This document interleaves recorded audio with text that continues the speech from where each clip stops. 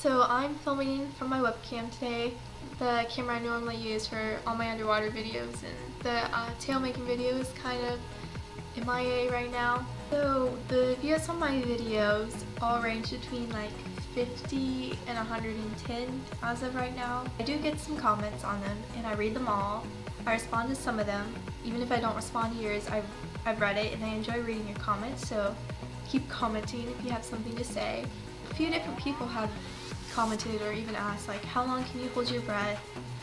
Videos I do with my friends, they're like, which one of you can hold your breath the longest? I want to see like a contest or whatever. The longest I've ever held my breath was 1 minute and 2 seconds, and I recorded that last summer.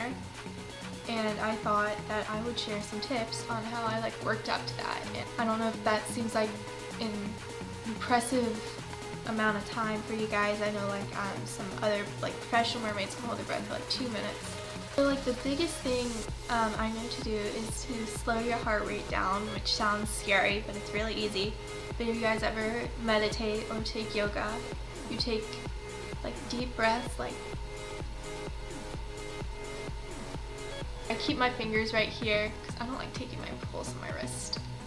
I just sit on the side of the pool just doing deep breaths for maybe 1 to 2 minutes, and it will add a few seconds to what you would have been able to do if you hadn't done that. And don't expect to like jump from, I don't know if you can hold your breath for like 25 seconds, go all the way up to a minute. It doesn't work like that. You have to build up your time. You know, every time you go swimming or every day, just kind of set a little bit of time out to just do that. And if you're with your friends, you do handstand contest, that's always how I win. When you take that breath of air to go down with you, your heart beats underwater and it sends blood into your lungs, and the blood takes oxygen from your lungs and like takes it when it leaves and goes throughout the rest of the body. So the faster your heart is pumping, the more oxygen is being taken out by your blood. So when you slow your heart rate down, it slows that whole process down. So you have more oxygen that'll last you longer underwater.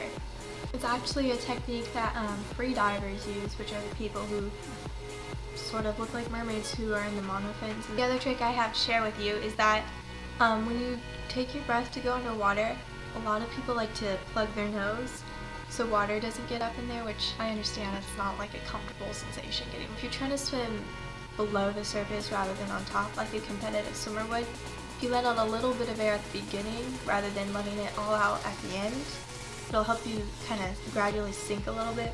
It'll get rid of some of your buoyancy, which I guess something to compare it to would be like trying to swim to the bottom in a life jacket, which isn't nearly as hard, but when you get rid of some of that air, it's actually will help you get to the bottom a lot faster and a lot easier without having to, you know, try to swim directly down, especially if there's some sort of current or anything, which you should never really swim against the current because that can tire you out and that can lead to drowning. And I might do a video on that later because I actually watched a guy almost drown once at the beach a couple weeks ago, and that was interesting to watch a lifeguard swim out really far to get him. You let a little bit of air out gradually rather than at the very end when you decide, okay, I'm going up, let's blow out all this air, because if you actually blow it all out of your nose or let it all out at once, depending on, you know, if you're like in a spring or somewhere that's relatively deep, you let out all that air too fast and it can make you lightheaded. And trust me, I speak from experience. I went to Jenny Springs, it's about like 15 feet, and I swam all the way to the bottom, and so I thought if I pushed off my feet and like let out all my air at once, that it would help me get to the surface, and I felt lightheaded swimming to the top of the water because I was just totally out of air. So that's all I have to say about holding your breath underwater and staying safe while you do that. Coming up with a bunch of brainstorms and everything about how I can, you know, jazz up my swimming videos. Comment below if you have any more questions or video suggestions because I'm open to anything. Subscribe!